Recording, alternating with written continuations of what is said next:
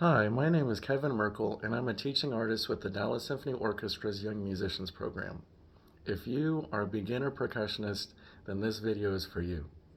First of all, percussion is a good choice because there are all kinds of fun, different instruments that you'll get to play, mainly from two categories. There are melodic instruments, like the bells or the glockenspiel, like this, or other similar keyboard instruments like the xylophone or what I have next to me here called the marimba, which is really big. The other main category of percussion instruments are the non-pitched instruments like the drums and the cymbals. So one you'll probably end up playing is the snare drum or bass drum, or you might have a group of instruments put together like the drum set. So today I wanted to give you some ways that you could get a good head start and practice even if you don't have your instrument yet. The first thing I would definitely recommend for you is to get access to a metronome. So a metronome is a device or a program that allows you to keep a steady beat like this. So it's really good for practicing, especially to develop your good sense of timing and rhythm. So you could buy a device like that, or you might prefer to use a free option like a website, and there are lots of good choices like Metronomus or others, and there are free apps that you could download onto a phone or a tablet like Natural Metronome.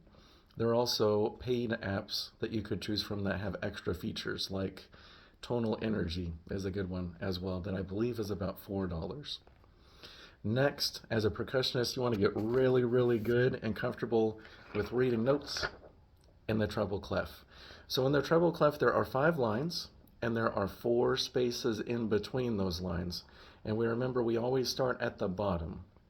So for our lines, we can remember our letters with the phrase, every good boy does fine, for our 5 letters that are E, G, B, D, F.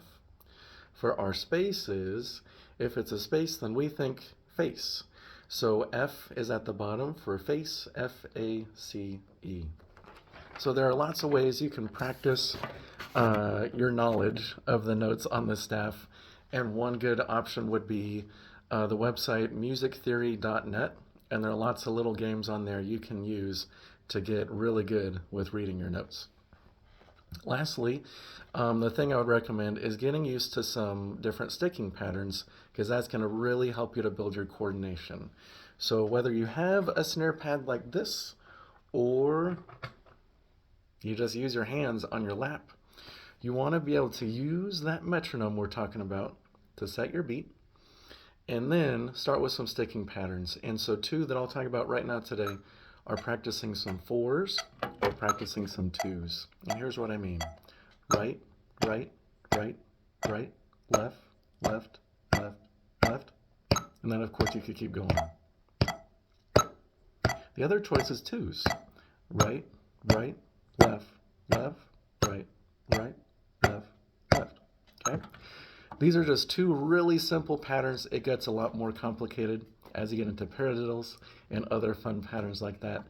But as you do this, you're working on 2 main things. One, you're matching with that good steady beat, but also you're building your coordination to do exactly what you mean to do at exactly the right time. So obviously both really important skills for a percussionist. So I hope these are some good, useful tips for you, and I hope you have a great start. Good luck.